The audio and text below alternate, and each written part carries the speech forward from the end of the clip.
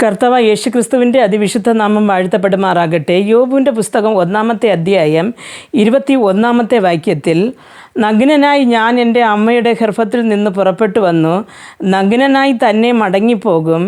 യഹോവ തന്നു, യഹോവ എടുത്തു, യഹോവയുടെ നാമം വാഴ്ത്തപ്പെടുമാറാകട്ടെ എന്ന് പറഞ്ഞു. ഇപ്പോൾ യോബു എന്ന ഭക്തൻ തൻ്റെ ജീവിതത്തിൽ വന്ന വലിയൊരു നഷ്ടത്തിൻ്റെ മധ്യയിൽ ദൈവസന്നിധിയിൽ പറയുന്ന ഒരു വാക്യമാണ് നാം ഇവിടെ വായിച്ചു കേട്ടത്.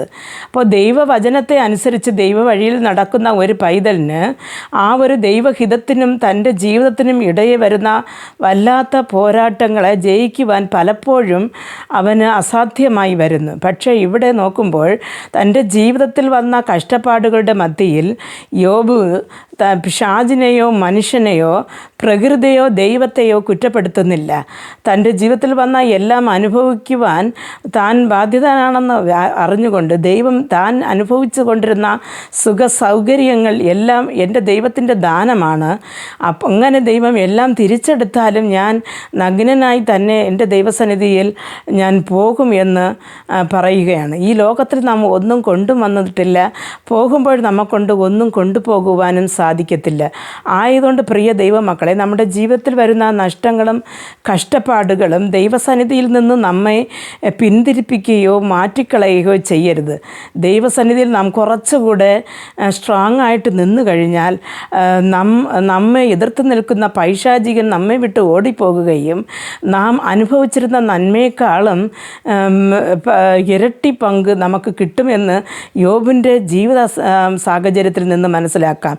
എല്ലാം തനിക്ക് നഷ്ടമായിട്ടും താൻ ഒന്നും ദൈവത്തെയോ അല്ലെങ്കിൽ അടുത്തുള്ള മനുഷ്യനെയോ അല്ലെങ്കിൽ പ്രകൃതിയെയോ പിശാചിനെയോ കുറ്റപ്പെടുത്താതെ ദൈവഹിതത്തിന് തന്നെത്താനെ സമർപ്പിച്ചു കൊണ്ട് താഴ്ന്ന് ഇരുന്നത് കൊണ്ടാണ് പിന്നത്തേതിൽ അനുഗ്രഹിക്കാൻ പറ്റിയത്. നിങ്ങൾ പോകുന്ന ആ ഒരു പാത എത്ര കഠിനമേറിയതായാലും ദൈവസന്നിധിയിൽ പ്രാർത്ഥനയോടെ സമാധാനത്തോടെ താഴ്ന്നിരിപ്പാൻ ദൈവം ഓരോരുത്തർക്കും കൃപ നൽകട്ടെ. പ്രാർത്ഥിക്കുക.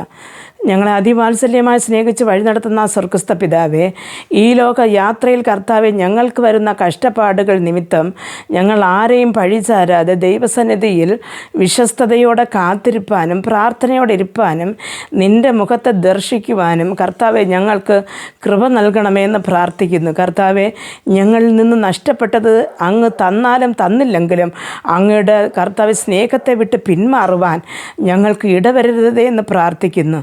നിന്നിൽ തന്നെ നിലച്ചു നിന്ന് ജീവിപ്പാൻ ഞങ്ങൾക്കും ഞങ്ങളുടെ തലമുറകൾക്കും കൃപ നൽകണമെന്ന് പ്രാർത്ഥിക്കുന്നു. യേശുക്രിസ്തുവിൻ്റെ നാമത്തിൽ പ്രാർത്ഥിക്കുമ്പോൾ പ്രാർത്ഥന കൃപയോട് കേട്ട് മറുപടി നൽകി തരണം നല്ല പിതാവേ. ആമേൻ.